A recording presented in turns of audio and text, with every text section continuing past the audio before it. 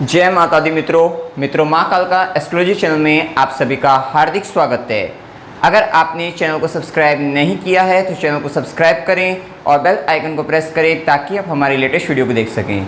मित्रों, आज हम चर्चा करने वाले हैं monthly prediction for Sagittarius ascendant October 2022। धनु लगन के जातकों के लिए अक्टूबर माह का मासिक फल आइए आरंभ करते हैं। मित्रों, अगर आपकी लगन कुंडली के अंतर्गत लगन में यहाँ पर 9 नंबर लिखा हुआ है, इसका मतलब आपका धनु लगन है, जो कि एक द्विस्वाभाविक लगन है, अग्नि तत्व लगन है। इस लगन के जातक अथवा जातिकाओं में द्विस्वाभाविकता, दोहरा गुण, ड्युअलिटी पाई जाती है। ये भी अपनी ड्युअलिटी के कारण थोड़ा कंफ्यूज हो जाते हैं, लेकिन गुरु से प्रभावित होते हैं। स्वाभिमानी प्रवृत्ति पाई जाती है। अग्नि तत्व लगन होने के कारण क्रोध इनको भी आ जाता है, लेकिन इनको क्रोध तब आता है जब सही मार्ग पर सही तरीके से चलते हुए व्यक्ति को सफलता नहीं मिल पा रही है, या जो वे सही बात कह रहे हैं सामने वाला व्यक्ति समझ नहीं पा रहा है, तब कभी कभी वे क्रोधित हो जाते हैं। स्वाभिमानी प्रवृत्ति के होते हैं, आध्यात्मिक होते हैं, धार्मिक होते हैं। विशेषकर धार्मिक ज़्यादा देखे गए हैं। अपने धर्म कर्म को विशेष तौर पर मानने वाले ऐसे व्यक्ति पाए जाते हैं और ज्ञानी प्रवृत्ति के व्यक्ति होते हैं। अब देखिए, यहाँ पर अगर हम लग्नेश को देखें तो लग्नेश अभी चतुर्थ भाव में वक्री अवस्था में गुरु गोचर कर रहे हैं। तो लग्नेश अभी चतुर्थ भाव में गोचर कर रहे हैं, एक अच्छी स्थिति है। अभी स्वराशि होकर चल रहे हैं, हंस राजयोग का निर्माण कर रहे हैं। तो ये आपको भूमि, भवन, वाहन, विशेषकर इन सब में सुखों में वृद्धि करा सकते हैं।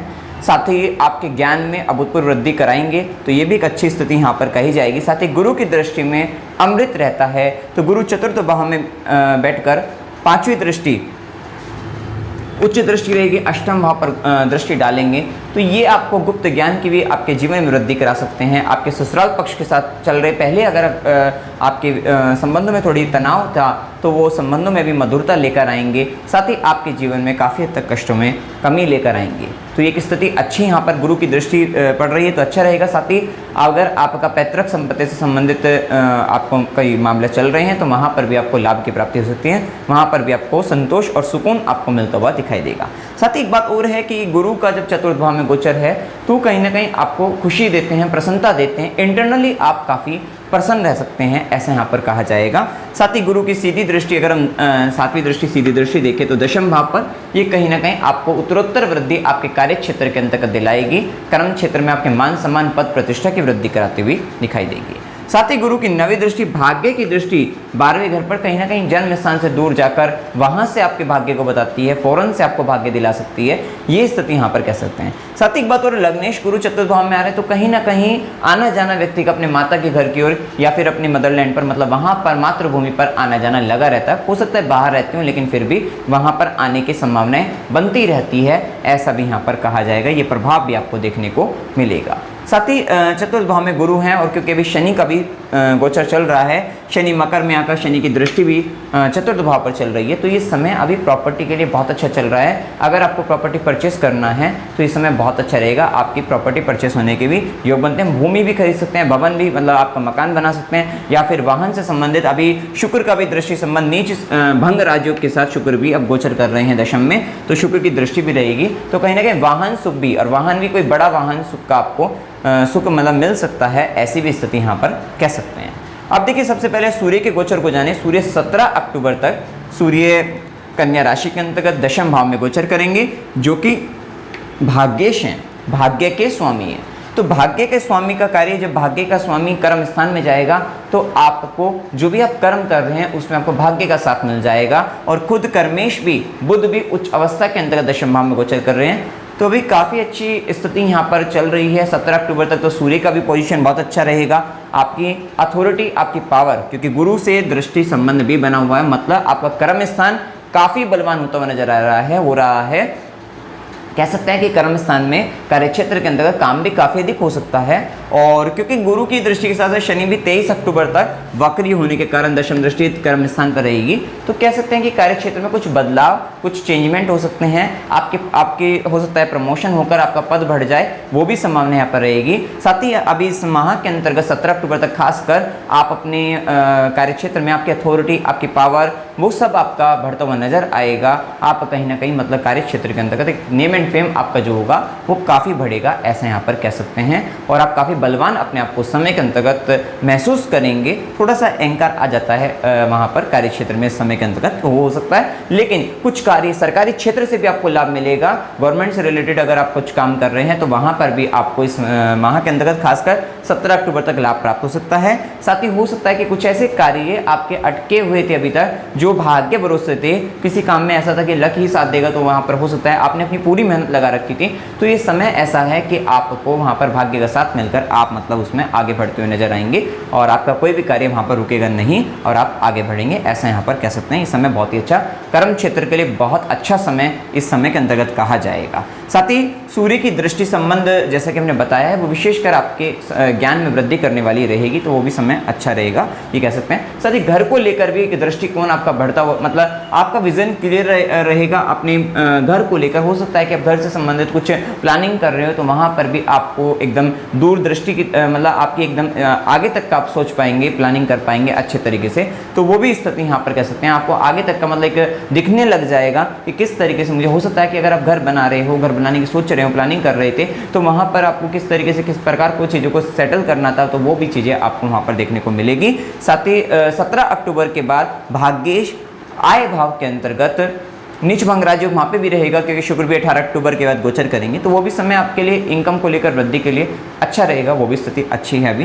तो ये स्थिति कैसे है, लेकिन गवर्नमेंट से रिलेटेड अगर कोई कार्य है तो खासकर 17 अक्टूबर तक ज़्यादा अच्छा कह सकते हैं। उसके बाद भी सूर्य नीच भंग के साथ है तो थोड़ा कष्ट आएगा वहाँ पे उन काम में आप थोड़ा सा, हो सकता है कि वहाँ पर आपको जो आपके रिसोर्सेज हैं वो थोड़े से आपको कम में हो जाए, तब आप वहाँ पर जाकर आप फ़ायदा ले रहे हैं। उसके बाद मतलब काफ़ी अपने आप को वीक महसूस करने के बाद आप अपने आप को फ़ायदा महसूस कर रहे हैं, मेहनत ज़्यादा करके कर्मठता ज़्यादा बढ़ जाएगी, उस समय में कर्म ज़्यादा करना पड़ेगा, तब आपको फ़ायदा मिलेगा, लेकिन इससे पहले स्थिति काफ़ी बेहतर कह सकते हैं। इसके बाद देखिए यहाँ पर मंगल के अगर हम प्रभाव को जाने तो मंगल देखिए व्ययेश हैं, साथ ही मंगल पंचमेश भी हैं, और अभी 16 अक्टूबर तक अगर देखें तो वो वृषभ राशि के अंतर्गत गोचर करेंगे। तो 16 अक्टूबर तक जब मंगल का गोचर वृषभ राशि में षष्ठम भाव में रहेगा, क्योंकि यहाँ पर पंचमेश बनकर षष्ठम में गए हैं, छठे भाव में, तो ये लगन के लिए थोड़ा सा मतलब हो सकता है कि आपकी संतान, आपकी जो प्रोफेशनल एजुकेशन अगर आप कर रहे हैं, या आपका जो प्रेमी अथवा प्रेमिका है वो कहीं ना कहीं आपके लिए संघर्ष का कार्य करे, तो वो आपके लिए कुछ संघर्ष, आपके लिए कन्फ्लिक्ट आपके लिए क्रिएट कर सकता है, इस तरह की कुछ दिक्कतों में आपको डाल सकता है, कुछ समस्याओं में आपको डाल सकता है। और खुद क्योंकि राहु पंचम भाव में चल रहे हैं, तो जो कि धोखा मिलने की संभावना बहुत बढ़ जाती है। अपने बच्चों से, संतान को लेकर भी कुछ ऐसी दिक्कतें आप फेस कर सकते हैं, या फिर एजुकेशन के अंतर्गत देखो परेशानी हो। जब मंगल आगे चलकर जब नीच अवस्था में आएंगे, वो 13 नवंबर के बाद की बात है, तो वहाँ पर तो आपको थोड़ा और संभलना पड़ेगा, संतान को लेकर, अपनी एजुकेशन को लेकर ब्रेक होने की मतलब एक ब्रेक जिसे कहते हैं एजुकेशन में, वो आ सकता है। वो निर्भरता रहेगी आपकी जन्म कुंडली पर, तो घबराइएगा मत। हो सकता है कि आपके चार्ट में इस तरीके की योगी ना हो और आप बिना फालतू में आप परेशान हुए, तो इस बात का आपको ध्यान रखना है कि अगर आपकी दशा वगैरह सही चल रही होगी, आपके चार्ट में इस तरीके के योग नहीं होंगे, तो एक नॉर्मल छोटा सा कितनी बार होता है कि हम थोड़ा परेशानी में आते हैं, कष्ट में आते हैं, जिसके कारण हमें थोड़ी परेशानी बनेगी, महीने 2 महीने की, ऐसा कितनी बार हो जाता है, 10-15 दिन की, और वो समस्या हम निकल जाते हैं। तो इस बात का आपको ध्यान रखना है। साथ ही अभी मंगल का जो गोचर रहेगा वो षष्ठम भाव में अगर देखा जाए, तो कोई भी आपका शत्रु वगैरह लंबे समय से अगर आपको परेशान कर रहा था, तो उनको आप खत्म करते हुए नजर आएंगे, कंपटीशन में भी आप विजय प्राप्त करते हुए नजर आएंगे। साथ ही ये समय आपकी, क्योंकि मंगल का 8वीं दृष्टि भी लगन पर भी रहेगी और मंगल षष्ठम भाव में है, तो ये समय आपके लिए मतलब योग वगैरह करके आप अपने हेल्थ को बनाने का, जिम वगैरह ज्वाइन करके अपनी स्वास्थ्य को उत्तम बनाने का समय यहाँ पर कह सकते हैं, और वो आप करते भी नजर आएंगे। थोड़ा मामा मौसी के साथ वाद विवाद हो सकता है, तो वहाँ पर आपको बचकर रहना है, थोड़ा अपने आप को नियंत्रण बनाए रखना है, तो ये प्रभाव आपको ध्यान रखना है। साथ ही बिना फालतू में लोन लेने से बचेगा। लोन मिल सकता है, लेकिन लोन लेने से बचेगा, अगर जरूरत नहीं है तो कर्जा लेने से बचेगा। साथ ही यहाँ पर मंगल की चौथी दृष्टि, मंगल की चौथी दृष्टि 16 अक्टूबर तक ये आपके नवम भाव पर रहेगी, तो विशेषकर आपका प्रयास जारी रहेगा अपने पिता का सुख प्राप्त करने के लिए, या अपने गुरुजन का सुख प्राप्त करने के लिए, या फिर अपने हायर एजुकेशन से रिलेटेड कुछ प्लानिंग वगैरह चल रही है, कुछ मेहनत आप वहाँ पर ज़्यादा करते हुए नजर आएंगे, ये कह सकते हैं। साथ ही मंगल की सीधी दृष्टि 12वें घर पर रहेगी, तो वो फॉरेन से रिलेटेड आपको फायदा दिला सकते हैं वहाँ पर, तो ये रहेगा। साथ ही व्यर्थ के पराक्रम और व्यर्थ के झगड़ों में पड़ने से आपको बचना है, 16 अक्टूबर तक ध्यान रखना है। साथ ही मंगल की 8वीं दृष्टि लगन पर रहेगी, आगे भी मंगल का प्रभाव लगन पर रहेगा। थोड़ा जिद्दीपन, जल्दबाजी, प्रवृत्ति आपकी बढ़ सकती है, आप थोड़ा सा चिंतित चिंता में ज़्यादा आ सकते हैं, गुस्सा थोड़ा जल्दी आ सकता है, तो वहाँ पर अपने क्रोध पर नियंत्रण बनाए रखने का प्रयास करना है और जल्दबाजी में निर्णय लेने से बचना है। क्योंकि एक बात का ध्यान रखिएगा, अब होगा ये कि राहु मंगल की राशि में है और देखिए अब मंगल की दृष्टि लगन पर पड़ रही है, आगे भी पड़ेगी, सीधी दृष्टि रहेगी।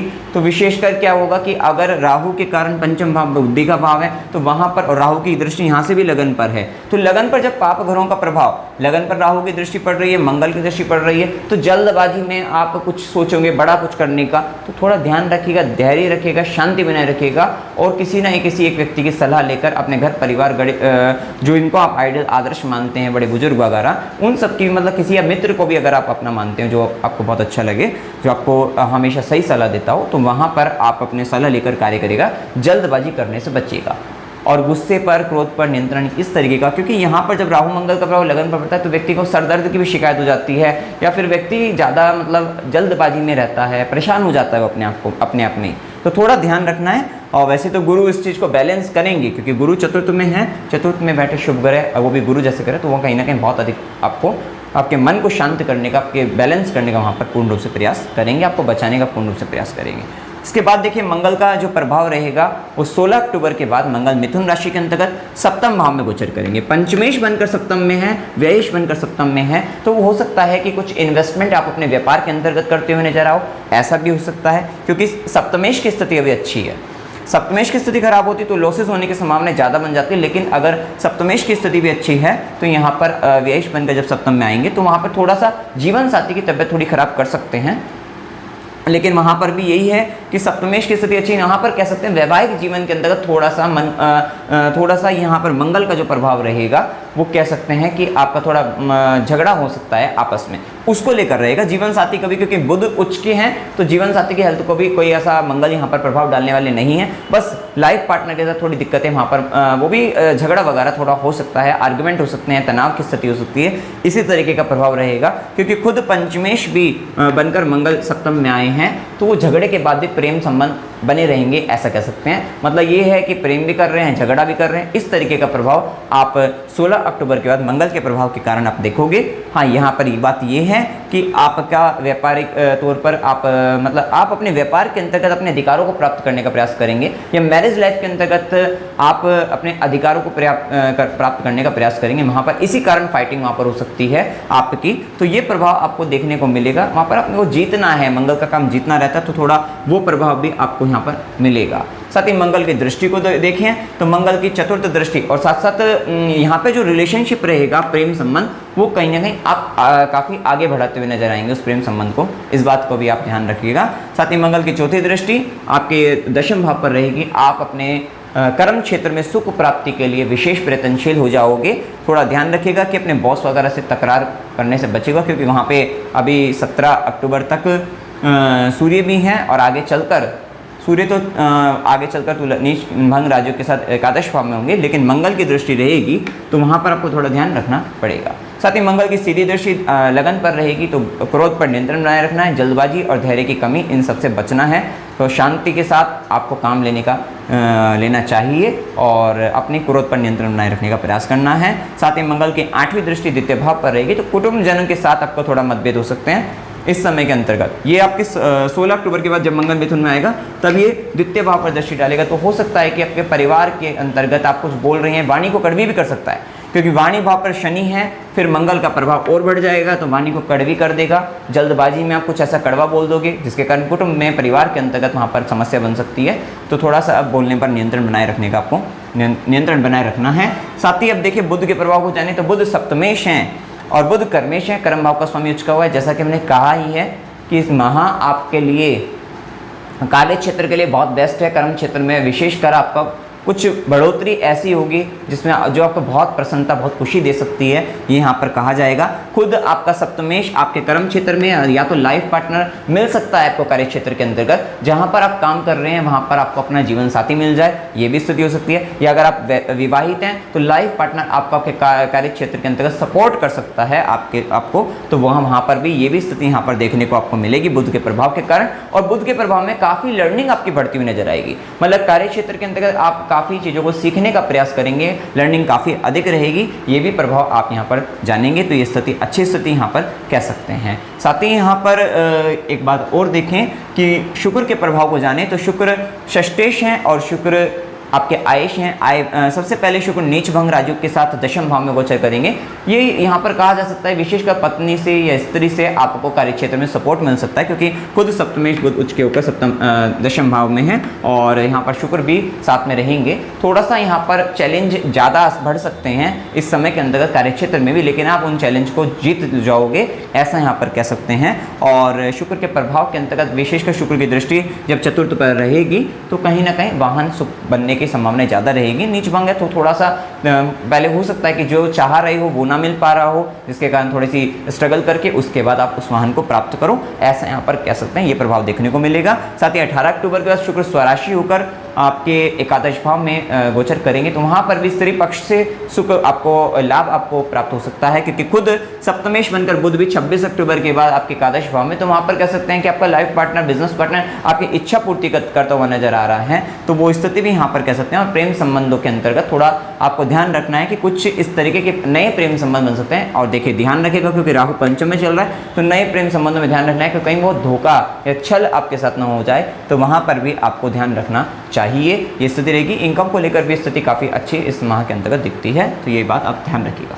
साथ ही गुरु का प्रभाव हम जान चुके हैं। शनि के प्रभाव को जाने तो शनि का प्रभाव आपका, शनि मकर राशि में स्वराशि अवस्था के अंतर्गत वक्री अवस्था में है, ये द्वितीय भाव में गोचर कर रहे हैं। शनि जिम्मेदारी को, रिस्पॉन्सिबिलिटी को बता रहे हैं, पारिवारिक तौर पे काफ़ी रिस्पॉन्सिबिलिटी आपकी बढ़ सकती है, ऐसा यहाँ पर कहा जाएगा। धन संचय के लिए आप विशेष प्रयत्नशील, विशेष मेहनत आप करते हुए नजर आएंगे, ये भी यहाँ पर कहा जाएगा। और इसी के साथ यहाँ पर वाणी पर नियंत्रण बनाए रखने का आपको प्रयास करना है, खासकर जब 17 अक्टूबर के बाद ये मंगल का गोचर रहेगा तो आपको और नियंत्रण बनाए रखने का प्रयास करना है, ये प्रभाव देखने को मिलेगा। साथ ही शनि क्योंकि वक्री भी हैं, पहले शनि की दृष्टि नॉर्मल देखते हैं कि शनि मकर में बैठकर दृष्टि आपके चतुर्थ भाव पर रहेगी, क्योंकि वहाँ पर चतुर्थेश गुरु स्वयं है। तो ये जैसे कि हमने बताया कि भूमि, भवन, वाहन, इस तरीके का घर से संबंधित या माता से संबंधित कुछ घटनाएं आपके जीवन में घटित हो सकती हैं। साथ ही शनि की दृष्टि आपके अष्टम भाव पर भी रहेगी, गुरु का भी दृष्टि रहेगा, तो आपको हो सकता है कि आपको गुप्त विद्या वगैरह में इंटरेस्ट आ जाए, रिसर्च से संबंधित आप कुछ कार्य करने लग जाओ, तो वहाँ पर आपको सफलता आपको मिलेगी। या ससुराल पक्ष से संबंधित कुछ घटनाएं घटित हो सकती हैं, और या फिर आपको पैतृक संपत्ति मिलने की भी स्थिति यहाँ पर कह सकते हैं, ये प्रभाव आपको देखने को मिलेगा।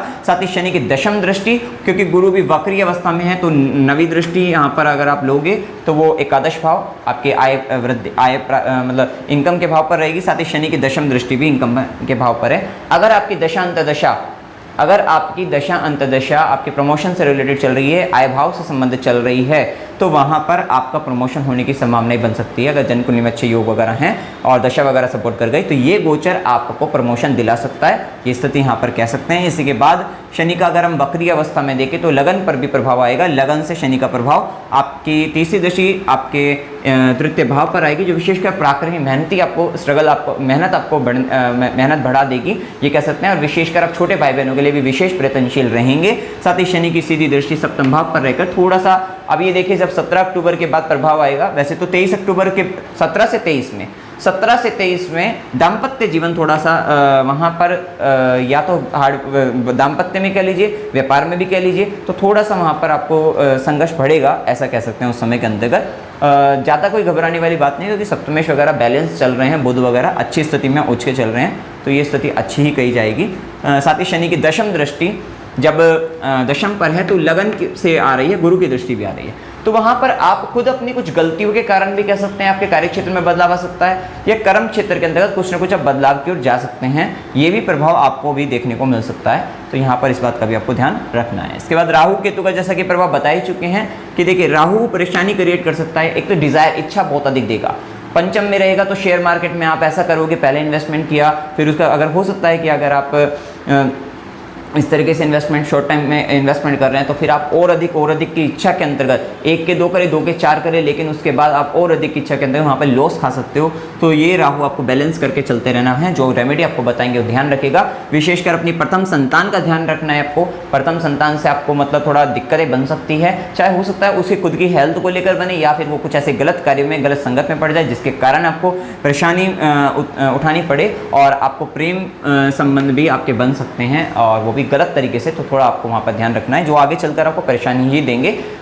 ये आपको ध्यान रखने की आवश्यकता यहाँ पर रहेगी। और एजुकेशन के अंतर्गत भी आपको अभी बैलेंस करेंगे, इसको उपाय वगैरह करते रहेंगे तो ठीक रहेगा यहाँ पर। नहीं तो ये शिक्षा के में भी पढ़ाई में मन ना लगना, खुद संतान का भी मतलब गलत जगहों पे मतलब इस स्थान पे मन लग रहा है, मतलब इधर उधर जा रहे हैं, गलत कार्य में लगे हुए हैं, या खुद आपका भी पढ़ाई करते वक्त मन ना लगना, ध्यान भटकना, ऐसा कह सकते हैं। तो वो सब चीज़ें हो सकती है।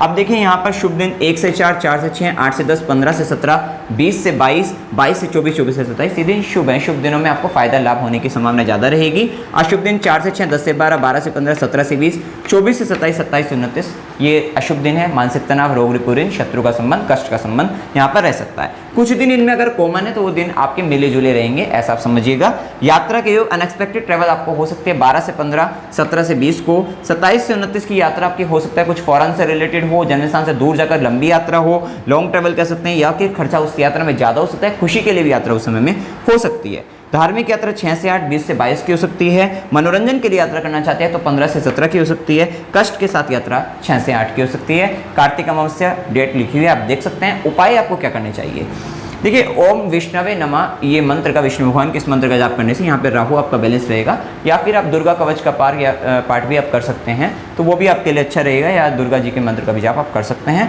हनुमान चालीसा का पाठ करते रहना है आपको। ओम नमः शिवाय इस मंत्र का जाप करिएगा, क्योंकि राहु का जो डिस्पोजिटर है वो मंगल बनते हैं, तो वहाँ पर आपको हनुमान चालीसा वगैरह भी आपको पढ़कर राहु बैलेंस रहेंगे थोड़ा यहाँ पर, तो ये ध्यान रखना है। ओम नमः शिवाय इस मंत्र का जाप करिएगा। शिवलिंग पर जल चढ़ाते रहना है और आदित्य हृदय स्तोत्र का पाठ आपको करते रहना है, क्योंकि देखिए आगे चलकर जब 17 अक्टूबर का सूर्य नीच भंग के साथ होंगे तो आदित्य हृदय स्तोत्र आपका चलते रहना चाहिए उस समय के अंतर्गत। तो मित्रों जानकारी अगर आपको अच्छी लगी वीडियो को लाइक कीजिएगा, शेयर कीजिएगा और चैनल को सब्सक्राइब कीजिएगा। जय माता दी।